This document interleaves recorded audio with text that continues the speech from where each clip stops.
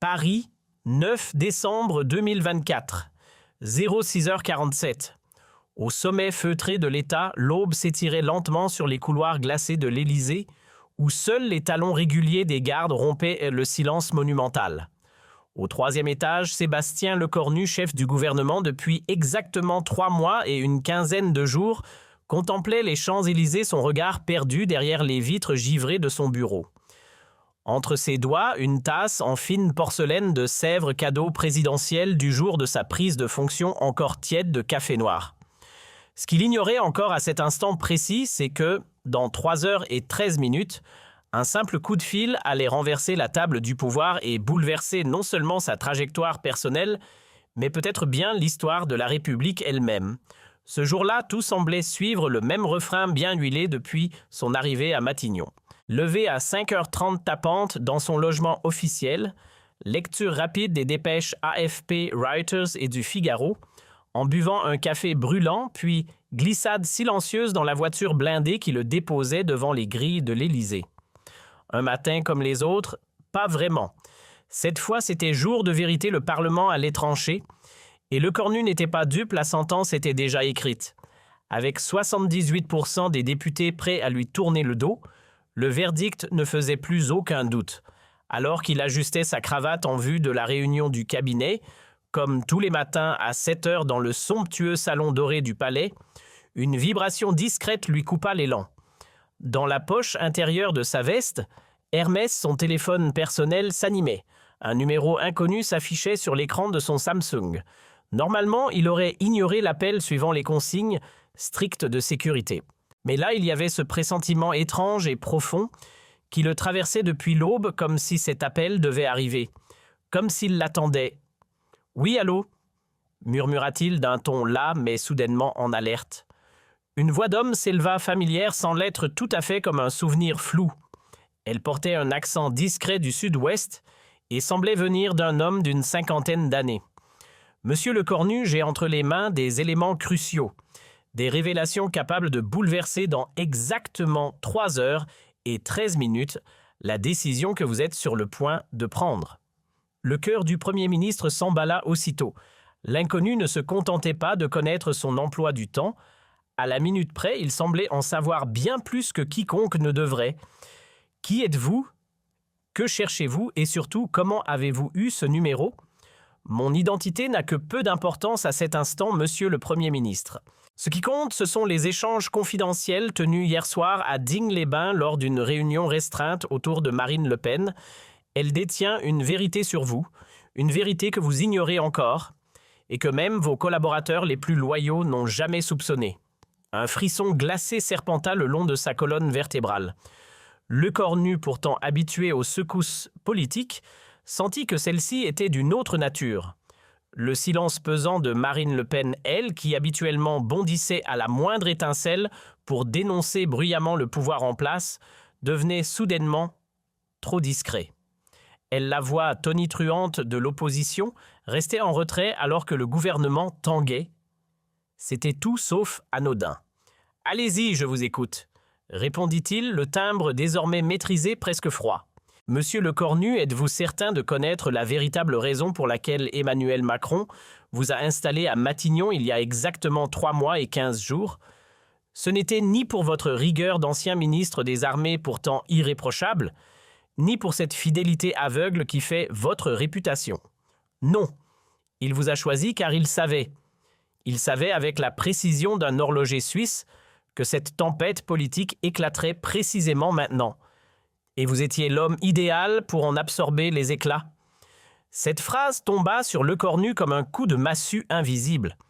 En un éclair, il revit cette scène, ce moment précis dans le bureau présidentiel où Macron l'avait fixé avec une intensité étrange, indéchiffrable. À l'époque, il n'avait pas su nommer ce regard. Maintenant, ça lui sautait aux yeux, ce n'était pas de la gravité. C'était une culpabilité déguisée. « Expliquez-moi clairement ce que vous insinuez, lança-t-il, crispant ses doigts sur le bord acajou de son bureau comme pour ne pas vaciller. Je veux dire que votre nomination n'était pas une reconnaissance, monsieur Lecornu. Ce n'était pas une récompense pour vos loyaux services. C'était un placement stratégique, un piège méticuleusement préparé. Macron savait exactement ce qu'il faisait vous placer sur la ligne de front pour encaisser la tempête. Vous n'êtes pas un Premier ministre, vous êtes l'offrande, l'agneau sacrificiel de la République. Un frisson incontrôlable parcourut ses bras. Ses mains tremblaient maintenant presque imperceptiblement. Il leva les yeux vers l'horloge suisse qui trônait sur le mur. Le compte à rebours s'accélérait dans 3 heures et 8 minutes. Il devait se présenter à l'Assemblée nationale. Et tout indiquait que ce serait pour essuyer un échec cuisant, un naufrage annoncé. « Si vous tenez tant à ce que je vous croie, apportez des preuves », exigea-t-il d'une voix sèche, autoritaire. « Dans exactement 5 minutes, ouvrez votre messagerie professionnelle. Vous y trouverez un enregistrement sonore, une conversation privée entre Macron et Alexis Kohler, son éminence grise. Elle date du 2 septembre, 20 heures tapantes, quelques jours avant votre nomination. Chaque seconde compte. Ne ratez rien. » La communication coupa net comme tranchée au couteau. Lecornu resta figé, le téléphone toujours dans la main, les yeux rivés sur l'écran désormais éteint, où son propre reflet trahissait l'anxiété qui l'envahissait. Son cœur cognait si fort qu'il semblait résonner jusque dans ses tempes. Qui était donc cette voix sortie de nulle part? D'où venait cet homme pour manipuler des informations aussi sensibles?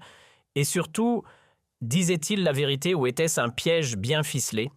5 minutes plus tard, à la seconde près, un message apparut dans sa boîte ultra sécurisée. L'expéditeur inconnu, bien sûr. Une adresse obscure, chiffrée à outrance, execuprotonmail.com. Avec une respiration saccadée et les doigts tremblants, il ouvrit le fichier audio joint sans un mot. Et là, dans ses écouteurs Bose, la voix d'Emmanuel Macron lui parvint limpide, posée, glaçante. « Alexis, la situation va dégénérer d'ici 3 mois. L'économie s'effondre, les rues vont se remplir à nouveau et nos adversaires politiques sont en embuscade.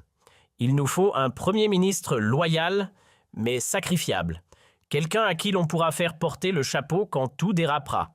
Lecornu fera parfaitement l'affaire. » Un silence, puis une voix hésitante plus basse, celle d'Alexis Kohler.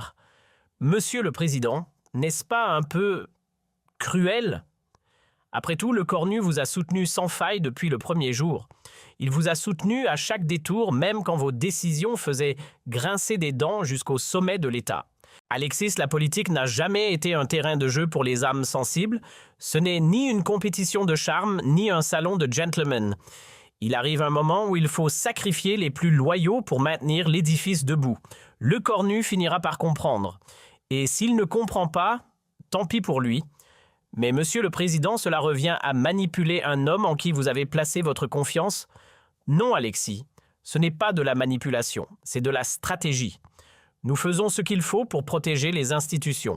C'est la mécanique du pouvoir. Parfois, elle demande du sang-froid. Lecornu aura eu droit à un titre prestigieux, un bureau doré et une page dans les livres d'histoire. Beaucoup de ses pairs n'auront jamais autant. Lecornu arracha ses écouteurs avec violence. Ses mains désormais agitées de tremblements nerveux vibraient d'un mélange de colère brute et de trahison totale.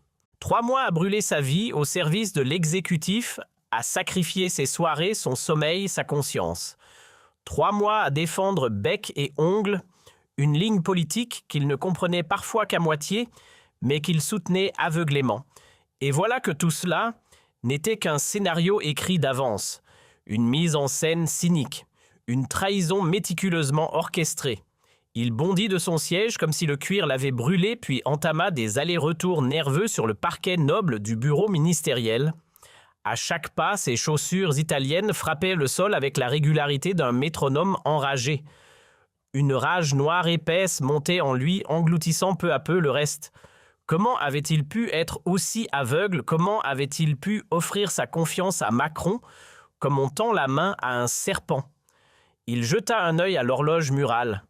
Moins de 3 heures. 3 heures avant de se tenir face à la nation, au Parlement, aux caméras, au jugement. Mais ce qui l'attendait ne serait plus le même scénario. Tout venait de basculer. Il n'était plus ce chef de gouvernement fidèle, prêt à tomber la tête haute. Non. Il était devenu un homme trahi, piétiné, instrumentalisé. Et dans ses yeux brillait désormais une détermination froide. Il avait des comptes à régler, et il les réglerait. Le silence fut brisé par la sonnerie nette de son téléphone de service. Sur l'écran s'inscrivait un nom que tout le pays connaissait, président Emmanuel Macron. Sébastien, mon cher ami, tu es prêt pour cette matinée? Je sais que ce ne sera pas facile, que l'épreuve est rude. Mais n'oublie jamais, nous sommes embarqués ensemble. Si l'un coule, l'autre coule aussi. Lecornu inspira profondément, luttant pour masquer le froid qui lui montait dans la voix. Oui, monsieur le président, je suis prêt, bien plus que vous ne l'imaginez. Excellent. N'oublie pas, quoi qu'il advienne dans l'hémicycle, tu as tout mon soutien. Inconditionnel absolu. Je serai là dans la tribune avec toi, évidemment, répondit Lecornu, la voix coupante comme la lame d'un rasoir. Votre soutien total et inconditionnel. Comme à son habitude, une fois l'appel terminé, Lecornu s'installa face à son bureau, ouvrit calmement son ordinateur portable et posa ses doigts sur le clavier. Mais ce qui s'écrivait sous ses yeux n'avait plus rien à voir avec le discours soigneusement élaboré mot par mot avec son équipe la veille. Ce n'était pas la déclaration noble d'un chef de gouvernement prêt à reconnaître dignement sa chute. Non. Ce qu'il rédigeait désormais avait une autre saveur, un autre feu. C'était un texte chargé d'explosifs. Une déclaration capable d'ébranler les fondations mêmes de la République. À exactement 8h30, la porte s'entr'ouvrit dans un léger toc-toc et Pierre Dubois, son chef de cabinet, apparut avec son sourire professionnel de circonstance. « Monsieur le Premier ministre, souhaitez-vous qu'on relise ensemble votre intervention? L'équipe com est prête pour les derniers ajustements. » Lecornu leva lentement les yeux de son écran, le regard fixé sur son collaborateur. « Dis-moi, Pierre, tu travailles avec moi depuis combien de temps déjà? » « Depuis le jour de votre nomination, monsieur. 3 mois et 15 jours très exactement. Et avant ça, quelle était ta dernière fonction? » Un léger malaise passa dans les yeux de Pierre. J'étais affecté au cabinet du président Macron. Voilà, c'est bien ce que je pensais. Lecornu s'éloigna lentement de son bureau, s'arrêtant devant la haute fenêtre qui surplombait les jardins parfaitement taillés de l'Élysée. Alors Pierre, avant que je n'aille livrer ce discours, y aurait-il par pur hasard quelques secrets supplémentaires que le président vous aurait soufflé à garder bien au chaud? Des consignes spéciales, des instructions murmurées à l'oreille, une dernière petite manipulation à mon insu. Le visage de Pierre perdit toute couleur. Ses mains, jusqu'alors figées le long du corps, se mirent à trembler. « Monsieur le Premier ministre, je vous assure, je ne comprends pas où vous voulez en venir. Allons, Pierre, ne jouez pas l'innocent. Je suis certain que vous avez parfaitement saisi. » Lecornu pivota lentement le regard dur comme le verre glaçant. « Faites-moi plaisir, retournez voir votre vrai supérieur Emmanuel Macron et dites-lui que sa belle partition vient de subir une fausse note. Je ne suis pas l'idiot docile qu'il espérait manipuler. Je refuse d'être l'agneau muet qu'on conduit au sacrifice. Monsieur, ce n'est pas ce que... Assez. Quittez mon bureau sur le champ. Et dites bien au président qu'il va vivre une matinée qu'il n'est pas prêt d'oublier. » Une fois la porte refermée, Lecornu resta seul face à l'écran. Il reprit l'écriture de son discours, les mots s'alignant comme des balles. Il savait parfaitement ce que cela allait coûter la fin irréversible de sa carrière. Aucun retour en arrière. Mais qu'importe. Après ces 3 mois de mascarade d'ombre et de trahison, il était temps d'ouvrir les rideaux et de laisser entrer la lumière. À 9h45 précise, soit exactement un quart d'heure avant le moment fatidique, le téléphone personnel de Lecornu vibra une nouvelle fois. Le même numéro masqué, la même voix grave et insaisissable. « Monsieur le Premier ministre, j'espère que vous avez écouté jusqu'au bout. L'enregistrement que je vous ai envoyé ce matin, je l'ai écouté, oui, chaque mot. Maintenant, il est temps que vous me disiez enfin qui vous êtes, » répliqua Lecornu, le ton plus tranchant, l'assurance retrouvée. « Je suis de ceux qui refusent de voir le peuple être pris pour un troupeau d'aveugles. De ceux qui ne supportent plus de voir des hommes droits devenir des pions sacrifiables dans les jeux sombres du pouvoir. Je suis quelqu'un qui croit naïvement peut-être que la démocratie mérite encore d'être défendue avec sincérité. Mais pourquoi intervenir? Pourquoi moi? Qu'est-ce que vous espérez obtenir? Parce que vous êtes encore libre, monsieur Lecornu. Et ce simple fait vous place au-dessus de la majorité de vos confrères. Vous avez 2 options, obéir et jouer le rôle humiliant qu'on a écrit pour vous, ou vous lever et parler enfin au nom de la vérité. Alors quel choix ferez-vous? Il me reste une dernière pièce sans doute la plus explosive. Dans exactement 10 minutes, un nouvel email atterrira dans votre boîte sécurisée. Et cette fois, vous entendrez l'intégralité d'un échange confidentiel entre Emmanuel Macron et Marine Le Pen, une conversation qui s'est tenue hier soir à 23 heures précises. Une discussion entre eux deux s'étrangla le corps nu, le ventre noué par l'angoisse. Une négociation, un marché, un pacte cynique scellé dans l'ombre. En résumé, Marine Le Pen accepte de ne pas déposer de motion de censure aujourd'hui, à condition que certaines de ses exigences en matière d'immigration et de sécurité soient discrètement intégrées aux prochaines orientations gouvernementales. Macron vous offre en pâture à l'opinion publique, mais dans les coulisses, il verrouille sa survie politique. Vous tombez, mais le système lui tient debout. Le silence retomba. La ligne était coupée. Le corps nu figé resta un instant à fixer le vide comme si le monde venait de basculer sous ses pieds. Macron et Le Pen, un accord secret. Même dans ses cauchemars les plus délirants, il n'avait jamais imaginé un tel scénario.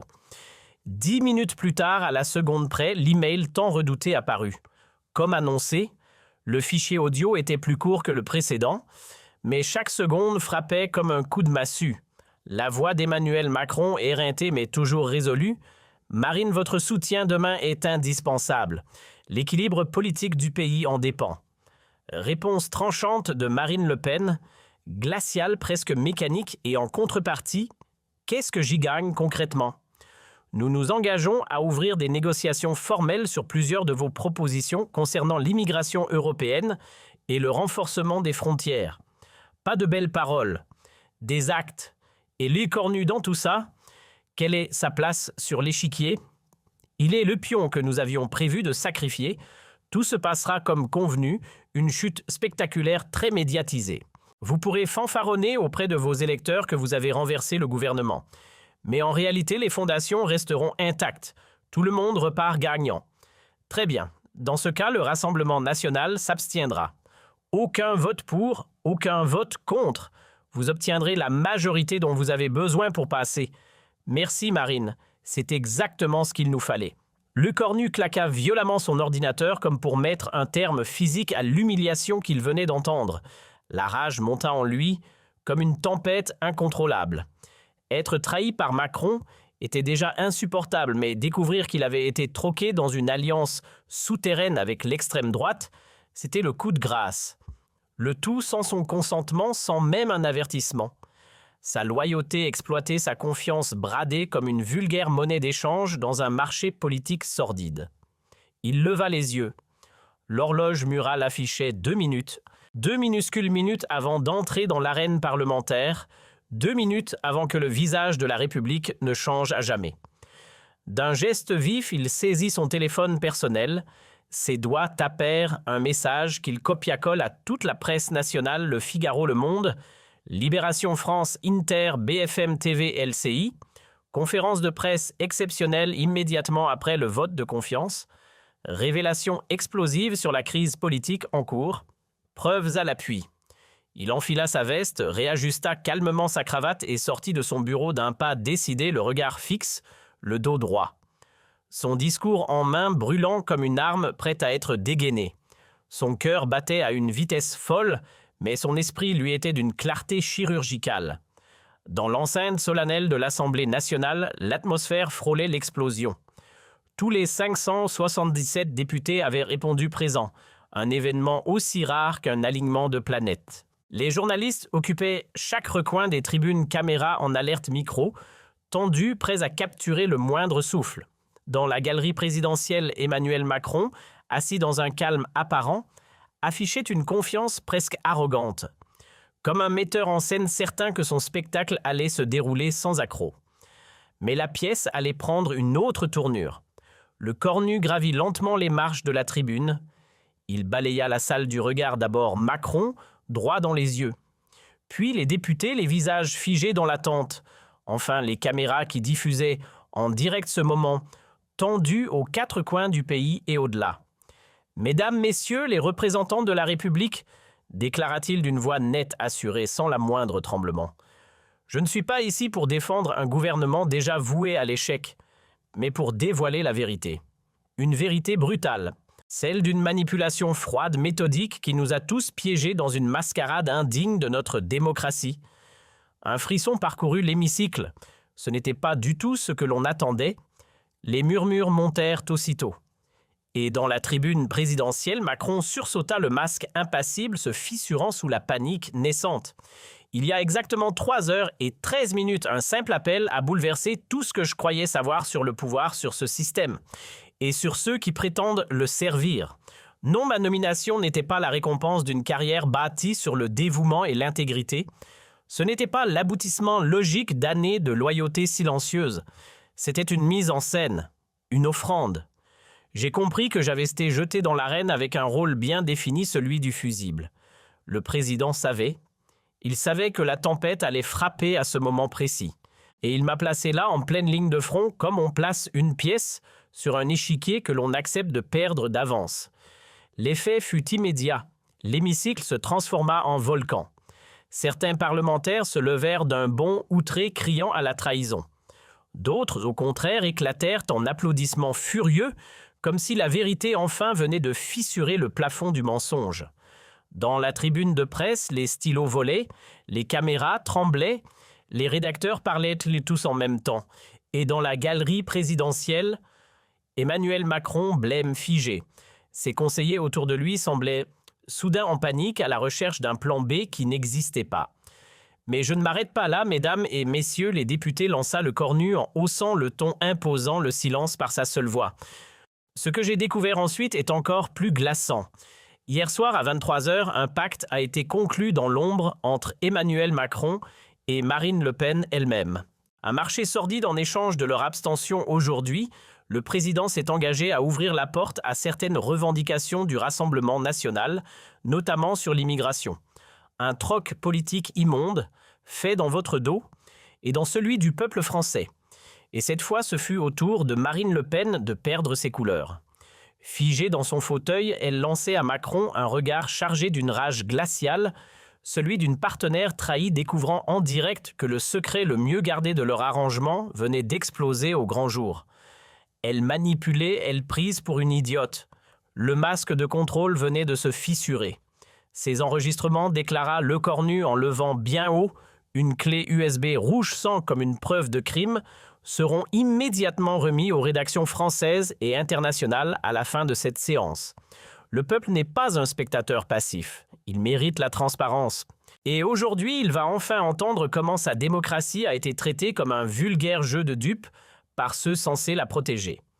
Sur l'estrade, Richard Ferrand, président de l'Assemblée, s'acharnait à frapper son marteau comme un métronome paniqué, espérant faire revenir un semblant d'ordre.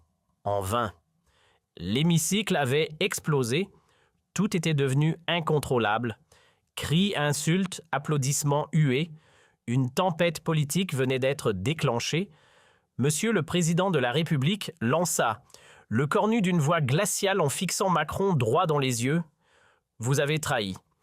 D'abord ma loyauté, ensuite ma dignité, et surtout, vous avez trahi la République elle-même.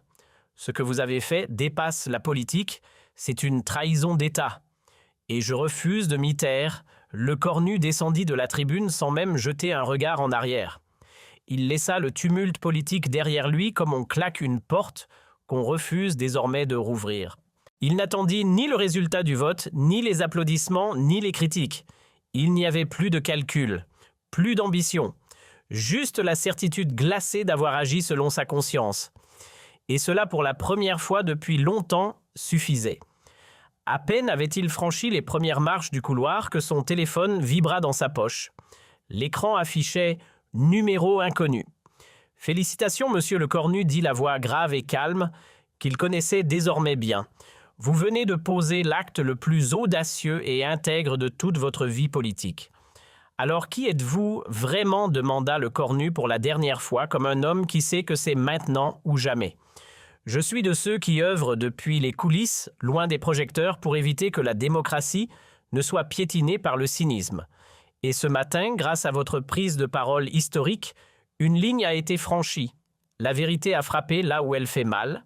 Et maintenant, qu'est-ce qu'il reste à faire ?» demanda-t-il un peu plus léger. « Maintenant, vous rentrez chez vous, non pas en vaincu, mais en homme debout. Et peut-être qu'à partir d'aujourd'hui, la France commencera à comprendre qu'elle vaut mieux que des marionnettistes en costume cravate, jouant à la démocratie comme à un Monopoly de salon. Quand Le Cornu franchit les grilles de l'Assemblée, ce fut comme déclencher une explosion de flash. Les photographes mitraillaient, les journalistes hurlaient, des questions à la chaîne, mais lui avançait imperturbable. Il ne prononça pas un mot, il n'avait pas besoin de parler. Son calme, son port droit et ce demi-sourire paisible valaient toutes les réponses. Ce soir-là, retiré dans le silence feutré de son appartement du 7e arrondissement, il contemplait les écrans qui s'agitaient dans toutes les rédactions de France. Les révélations qu'il avait déclenchées faisaient l'effet d'un séisme institutionnel. Le président vacillait sous une tempête médiatique d'une rare intensité. Marine Le Pen, elle se débattait dans les médias, n'y en esquivant, reculant, essayant tant bien que mal d'effacer sa signature invisible sur un accord devenu toxique. Pendant ce temps, l'ensemble des partis d'opposition d'un seul bloc exigeait la dissolution immédiate et des élections présidentielles anticipées. L'Élysée tremblait. Son téléphone vibra doucement. Un simple message, mais qui le toucha en plein cœur, « Papa, je suis si fier de toi. Tu as eu le courage d'agir. Tu es redevenu l'homme droit, celui que j'ai toujours admiré. » Il relut ce message plusieurs fois. Et pour la première fois depuis des mois, il laissa une larme couler discrètement. Pour la toute première fois depuis qu'il avait endossé le costume de Premier ministre, Le Cornu esquissa un sourire authentique venu du plus profond de lui. Il avait tout perdu, sa fonction, son avenir politique, son pouvoir. Mais en échange, il avait regagné un trésor bien plus rare, l'estime de lui-même, la paix avec ses principes et le regard fier qu'il pourrait croiser dans un miroir. Le coup de fil, reçu un peu plus de 3 heures plus tôt, n'avait pas simplement bouleversé sa propre trajectoire. Il avait provoqué une onde de choc à travers tout un pays, et parfois c'est exactement ce qu'il faut, une seule voix, un seul geste, pour renverser des années de silence. Un homme qui choisit la vérité plutôt que sa carrière, et qui, ce jour-là, a tout changé. Dehors, dans les rues de Paris, des milliers de manifestants brandissaient des pancartes et hurlaient à l'unisson « Le Cornu, le Cornu ». Celui qui a osé parler, le Cornu, le justicier de la République. L'histoire retiendra peut-être que Sébastien Le Cornu n'a occupé Matignon que 3 mois et 15 jours, mais ce que l'histoire n'oubliera jamais, c'est qu'en un matin, en 3 petites heures, il a réécrit la politique française et rallumé une flamme d'espoir dans le cœur d'un peuple fatigué. Et tout cela n'a été possible que grâce à un appel téléphonique improbable, passé par une voix anonyme croyant encore envers et contre tout que l'intégrité pouvait triompher du cynisme, et que la vérité parfois a le dernier mot, et cette nuit-là, pendant que Paris vibrait encore des secousses provoquées par les révélations de la journée. Le Cornu s'abandonna enfin à un sommeil profond, pas celui de l'épuisement, mais celui d'un homme en paix avec lui-même. Pour la première fois depuis son arrivée à Matignon, il n'avait plus rien à prouver. Il avait choisi l'honneur au lieu du silence. Oui, ce mystérieux appel avait allumé l'étincelle. Mais la décision finale, le saut dans l'inconnu, l'affront au système, tout cela, c'était lui qui l'avait décidé. Le destin avait frappé à sa porte et lui, il avait osé lui ouvrir. Mais l'épilogue n'était qu'un début. 3 jours après la déflagration, la France était littéralement en fusion. Des marées humaines descendaient dans les rues de Marseille, à Lille, de Bordeaux à Lyon. Sur Twitter, TikTok, Instagram, un hashtag explosait, le Cornu héros. Il était devenu une légende vivante, l'homme qui avait osé briser le pacte du silence. Pendant ce temps, à l'Élysée, Emmanuel Macron tournait en rond tel un roi assiégé dans son propre château. Ses conseillers tentaient désespérément d'éteindre l'incendie. Les sondages tombaient, les uns après les autres, comme des couperets en 3 jours. Sa popularité avait fondu de 18 points. Un effondrement inédit dans l'histoire de la veuve République. Qui a pu mettre la main sur ses enregistrements, rugissait Macron hors de lui face à Alexis Kohler, dont le visage creusé semblait avoir pris une décennie en quelques jours. C'était des conversations classées au plus haut niveau de confidentialité, balbutia Kohler, les yeux fuyants. Un silence pesant s'installa. Puis Kohler lâcha d'une voix à peine audible. « On a une taupe ici au cœur même du pouvoir. » « Monsieur le Président », ajouta un agent de sécurité accouru dans la pièce, « après avoir passé en revue tous les systèmes internes, une seule conclusion s'impose. La fuite vient de quelqu'un qui a accès aux codes les plus sensibles, un initié et un stratège. » Pendant ce temps-là, dans un modeste appartement du quartier du Marais, un homme au regard perçant savourait calmement les images qui défilaient à la télévision. Derrière cette voix mystérieuse se cachait Jean-Claude Marneau, ancien numéro 2 de la DGSE. Mis sur la touche prématurément pour avoir refusé des missions jugées incompatibles avec les principes républicains, il n'avait jamais cessé d'agir dans l'ombre. Depuis 3 ans, Marneau rassemblait méticuleusement des éléments explosifs sur les pratiques douteuses de la haute sphère politique. Le scandale Lecornu n'était qu'un prélude, une mèche allumée dans une poudrière. Et s'il avait choisi précisément Lecornu comme déclencheur, ce n'était pas un hasard, il connaissait par cœur son profil psychologique. Et il savait que face à l'injustice, cet homme ne courberait jamais l'échine. Il était de ceux qui ne confondent pas loyauté et servilité. Un homme droit, mais pas dupe. Quand la vérité frappe à sa porte, il l'écoute même si elle dérange. Son téléphone vibra. Nom familier sur l'écran, Jean-Claude. À l'autre bout, la voix tendue mais déterminée de Catherine Morin, sénatrice centriste et présidente de la commission d'enquête sur les dysfonctionnements institutionnels. « Jean-Claude, on doit se voir. C'est urgent. »« Je t'écoute, Kat. » Lecornu vient de demander à être entendu officiellement. Il veut parler devant la commission, sous serment, et il affirme avoir encore des choses à révéler. Un sourire discret se dessina sur le visage de Marneau. Lecornu n'avait pas flanché. Il était bien l'homme qu'il avait deviné. Et qu'est-ce qu'il veut lâcher cette fois? Des contrats d'armement truqués, des rétrocommissions dissimulées, des caisses noires pour financer illégalement des campagnes. Jean-Claude, s'il dit vrai, ce ne sont pas quelques têtes qui vont tomber, c'est tout l'édifice qui s'écroule. Cette nuit-là, l'ancien Premier ministre ne ferma pas l'œil. Pas une seconde. Dans la lumière tamisée de son appartement parisien, il relisait chaque mot de son futur témoignage. Il savait ce que cela impliquait. Après cette déposition, toute ambition politique serait définitivement enterrée. Mais qu'importait? Quand la vérité vous brûle entre les mains, on ne peut plus la cacher. Il repensa à ses débuts, à ses rêves, député à 32 ans, ministre 3 ans plus tard, puis à 39 ans propulsé à Matignon. Et à peine quelques mois après, il s'apprêtait à faire tomber le rideau sur sa propre carrière. Mais ce rideau-là dévoilerait enfin les coulisses les plus sombres de la République. Une vibration discrète secoua le téléphone de Lecornu. Un nom apparut à l'écran général Pierre Langlade, une vieille connaissance du ministère de la Défense. « Sébastien, j'ai regardé ton discours hier. Il faut qu'on parle. C'est grave. J'ai en ma possession des pièces explosives sur le contrat des sous-marins australiens, des preuves irréfutables que Macron a menti en pleine assemblée. » Lecornu ferma lentement les yeux. Les souvenirs affluèrent comme un raz-de-marée. Ces longues réunions dans des bureaux sans fenêtres, ces accords signés à huis clos, ces comptes offshore dont on taisait l'existence. Il avait eu des doutes, mais désormais plus aucun. Le matin suivant, Lecornu s'engouffra dans un petit café discret du 15e arrondissement. Langlade l'attendait déjà attablé au fond, l'œil aux aguets comme un agent traqué. « Ce que je vais te montrer, Sébastien, pourrait bien nous ruiner tous les deux, » murmura le général en sortant une clé USB de la poche intérieure de sa veste. « Mais après ce que tu as fait à l'Assemblée, je sais que tu ne reculeras pas. »« Fais voir !» répondit calmement Lecornu. D'un geste rapide, Langlade connecta la clé à son ordinateur portable. « Voilà les vraies données du contrat australien.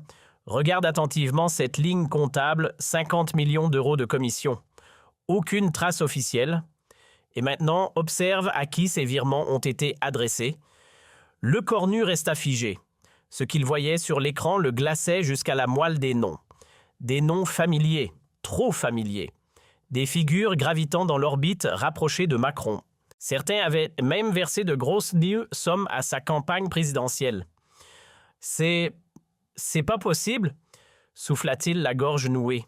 Langlade imperturbable croisa les bras. Vous comprenez maintenant l'ampleur de ce que nous avons entre les mains? Parfaitement. C'est clair comme de l'eau de roche, le chef de l'État a détourné les ventes d'armes pour arroser son réseau politique dans l'ombre, et moi, en tant qu'ancien ministre de la Défense, j'étais censé le savoir. Officiellement, oui. En réalité, ils se sont bien gardés de vous impliquer. Vous étiez parfait comme fusible si les choses dérapaient. Je n'ai jamais eu accès à ces fichiers.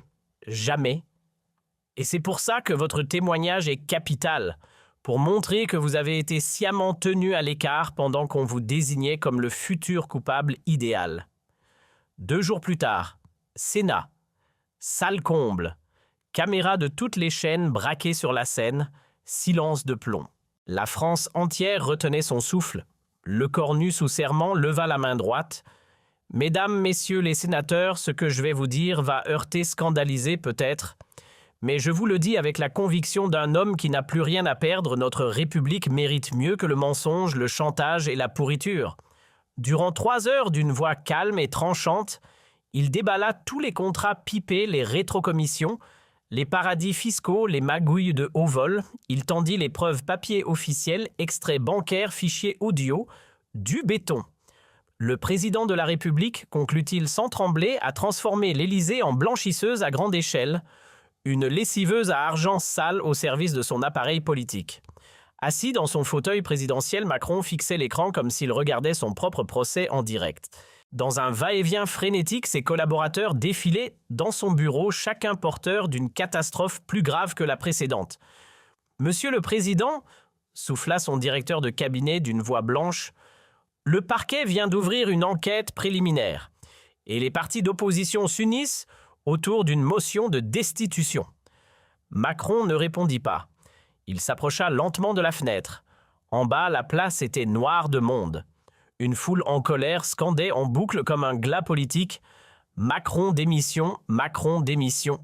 Il appuya son front contre la vitre, murmure à peine audible « Comment ai-je pu en arriver là ?» Son conseiller, sans oser croiser son regard, murmura simplement « Vous l'avez sous-estimé, monsieur. Vous avez cru qu'il jouerait docilement le rôle du fusible. Mais le cornu n'était pas le pion que vous pensiez. » Pendant que l'Élysée se fissurait, un tout autre décor régnait chez le cornu. Dans son appartement modeste, son téléphone vibrait sans relâche. Des centaines de messages, tous empreints de respect, d'admiration, de gratitude. Des citoyens de tous âges, des maires de village, des juges, des journalistes, tous saluaient son courage. Mais un message fit couler une larme discrète sur sa joue. C'était sa mère, 78 ans, qui écrivait avec des mots simples, mais inoubliables. « Mon fils, jamais je n'ai été aussi fier de toi. Tu as préféré l'honneur au pouvoir. C'est exactement ce qu'aurait voulu ton père. » Et dans ce court message, il trouva une paix que ni le pouvoir, ni les discours, ni même l'Assemblée n'auraient pu lui offrir. Jean-Claude Marnot.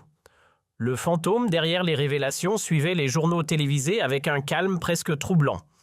Chaque mot prononcé à l'antenne confirmait que ces dominos étaient tombés exactement comme prévu. Non seulement Lecornu avait dévoilé la mise en scène sordide dont il avait été la victime, mais il venait surtout d'allumer une mèche qui risquait de faire exploser toute l'architecture politique de la VE République. Il saisit son téléphone, composa lentement un numéro qu'il connaissait par cœur. « Il est temps qu'on se voie face à face. Dites-moi enfin qui vous êtes. Je suis celui qui vous a tendu la perche il y a 1 semaine. Et croyez-moi, l'histoire entre nous ne fait que commencer. » Le lendemain, dans l'intimité feutrée d'un petit bistrot oublié de Belleville, les 2 hommes se retrouvèrent pour la première fois. Marnot, la soixantaine élégante, les cheveux poivre et sel, un regard qui transperçait les silences, imposait une autorité naturelle sans dire un mot. « Pourquoi m'avoir choisi ?» demanda Lecornu encore sur ses gardes. « Parce que j'ai analysé votre trajectoire, vos décisions, vos silences.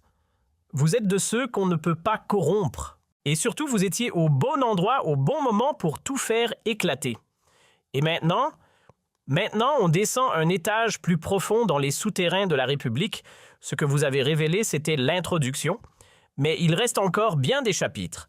Et la France mérite chaque mot de cette vérité. » Lecornu posa un regard silencieux mais intense sur cet inconnu qui, en l'espace de quelques jours, avait bouleversé chaque fibre de son existence.